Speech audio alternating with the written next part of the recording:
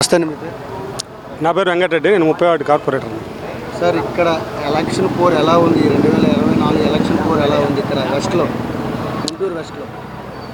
ఈ 2024లో వైఎస్ఆర్సీపీ తరఫున పోటీ చేసినటువంటి విడదల రజనీ గారు భారీ మెజార్టీతో గెలవడం ఖాయం. దానికి భయపడే వీళ్ళు చీప్ ట్రిక్స్ అన్నీ వాడుతూ ఉన్నారు. వాళ్ళ వాడకాన్ని బట్టే మనకు అర్థమవుతూ ఉంది రజనీ మేడం గారు ఎంత భారీ మెజార్టీతో గెలవబోతున్నారని. అసలు ఈ వెస్ట్లో రజనీ గారు గెలవడానికి ఎందుకు గెలవాలి? అసలు గెలిస్తే ఏంటి అసలు ఇక్కడ వెస్ట్లో గెలవడానికి? ఈ గుంటూరు వెస్ట్లో మన వైఎస్ జగన్మోహన్ రెడ్డి గారు అమలు చేస్తున్నటువంటి నవరత్నాలు కానివ్వండి, అదేవిధంగా ఈ గుంటూరు డెవలప్మెంట్ కానివ్వండి, దరిదాపు ఒక గుంటూరు వెస్ట్కి 500 కోట్ల రూపాయలు వెచ్చించి రోడ్లు కానీ, డ్రైన్లు కానివ్వండి, పైప్ లైన్ కానివ్వండి, అన్నీ గుంటూరు చేసిన దాన్ని ఈరోజు గుంటూరు చేయడం జరిగింది. గుంటూరు చేసినందుకు నిన్న మన టీడీపీ ఎమ్మెల్యే క్యాండిడేట్ మాట్లాడుతూ ఉన్నారు, గుంతలూరు అయిందని. అమ్మ, మీ టైంలో 2014, 2019 టైంలోనే గుంటూరుని గుంతలూరు చేశారు. యూజీడీ పైప్ లైన్ చెప్పి రోడ్లు మొత్తం నాశనం చేసి వదిలిపెట్టిపోతే, ఈ రోజున మేము వచ్చిన తర్వాత ఈ 2019, 2024 వరకు మేము రోడ్లన్నీ అభివృద్ధి చేయడం జరిగింది, డ్రైన్లు కట్టడం జరిగింది. అదేవిధంగా 500 కోట్ల రూపాయలతో మేము అభివృద్ధి చేయడం జరిగింది. మీరు అభివృద్ధి అంటున్నారు, ఎక్కడ చూసినా వాళ్ళు కూటమి అభ్యర్థులు అభివృద్ధి ఎక్కడుంది? సంక్షేమాలు ఒకటే ఉన్నాయని చెప్తున్నారు. కళ్ళు పెట్టి చూస్తే కదా తెలిసేది. ఇప్పుడు మా వార్డు ఉంది, మా వార్డులో 10 కోట్ల రూపాయలతో 100% అభివృద్ధి చేసాం.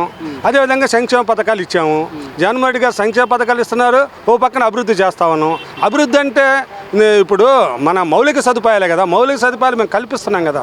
అది గుంటూరులో ఎక్కడ చూసినా, గుంటూరు వెస్ట్ నియోజకవర్గంలో ఎక్కడ చూసినా అభివృద్ధి అనేది అవపడుద్ది. కళ్ళతో చూస్తే అవపడుద్ది. ఏదో ఆఫీసుల్లో కూర్చొని, ఏసీ రూమ్లో కూర్చొని అభివృద్ధి ఎక్కడుంది, అభివృద్ధి ఎక్కడుందంటే ఎక్కడ అవపడుద్ది? ఫీల్డ్లో తిరిగితే అవపడుద్ది అభివృద్ధి ఎక్కడుంది అనేది. అసలు గల్లా మాధవి గారికి రాజకీయ అనుభవం ఎంత, ఏంటి అసలు? ఆ రాజకీయ అనుభవం ఏంటో అనేది మొన్న 8 ఎకరాలు మెయిన్ రోడ్డుకి రావడం జరిగింది. మెయిన్ రోడ్డుకి వచ్చి యూజీడీ పైపులు పైకి వదిలిపెట్టారని చెప్పడం జరిగింది. యూజీడీ పైప్ లైన్లు ఏంటో, వాటర్ పైప్ లైన్ ఏంటో తెలియని వ్యక్తి గల్లా మాధవి గారు. అలాంటి గల్లా మాధవి గారు మేము ప్రజాసేవ చేస్తాను వచ్చామంటే దాన్ని బట్టి మాకు అర్థమవుతూ ఉంది. మరి ఇక్కడ బ్రహ్మానంద చంద్రశేఖర్ గారు కొంచెం ఆసక్తిమైన రజనీ గారి మీద వ్యాఖ్యలు చేశారు, అదే మీడియాలో, అదే బహిరంగ సభలో. దాని గురించి ఏం చెప్తారు? ఇప్పుడు చంద్రశేఖర్ అనే అతను ఫారిన్ నుంచి వచ్చాడు, ఇక్కడ ఉన్నవాడు కాదు అతను. ఫారిన్ నుంచి వచ్చినందుకు ఇక్కడ బాధలు ఏం తెలుస్తాయి?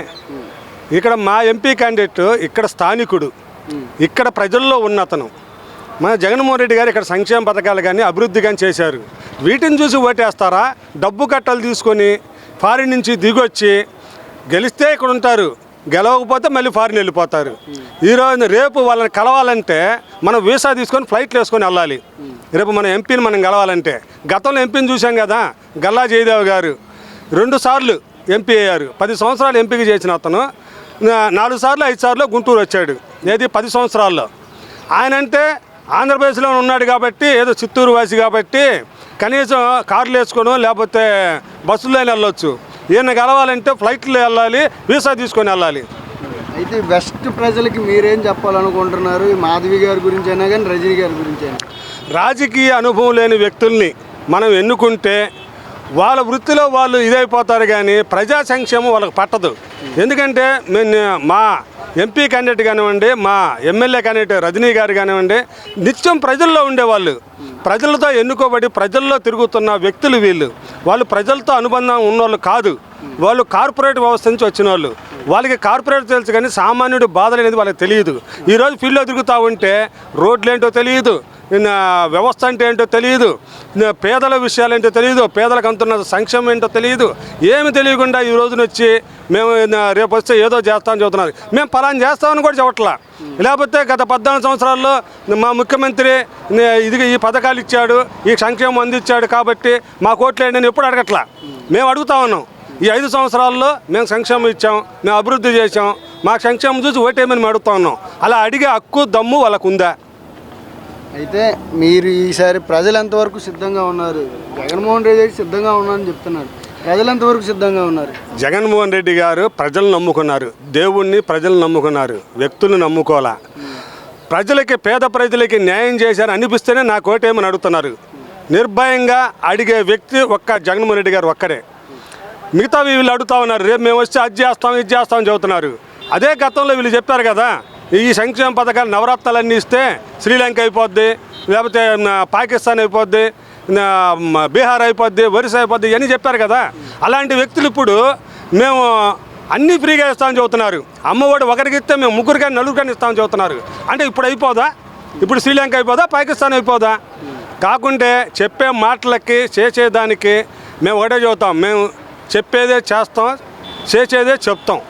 వాళ్ళలాగా అబద్ధపు హామీలు ఇచ్చి 650 హామీలు ఇచ్చి ఒక్క హామీ కూడా నెరవేర్చకుండా ఎక్కడ తగ్గింది? ఇది రైతు రుణమాఫీ అని చెప్పారు, కనీసం ఒక్క రైతు రుణమాఫీ చేయలేకపోయారు. అది అంతా 26,000 కోట్ల రైతు రుణమాఫీ చేయలేక చేతులు ఎత్తేసారు. అలాంటి వ్యక్తులు వాళ్ళు మాట్లాడుతూ ఉన్నారు. ఒక్కొక్క పథకానికి ఎన్ని వేల కోట్లు మేము ఇస్తున్నామో అది చూడండి. అది చూసి ప్రజలకి న్యాయం జరిగిందంటేనే ఓటేస్తారు. న్యాయం జరగకపోతే ఓటేరు కదా. మనం ఏదో 4 మాయమాటలు చెబితే ఓటేసే పరిస్థితి లేదు. ఆంధ్ర ప్రజలు విద్యావంతులు, విజ్ఞానవంతులు, మన అభివృద్ధిని, మన సంక్షేమం చూసే ఓటేస్తారు.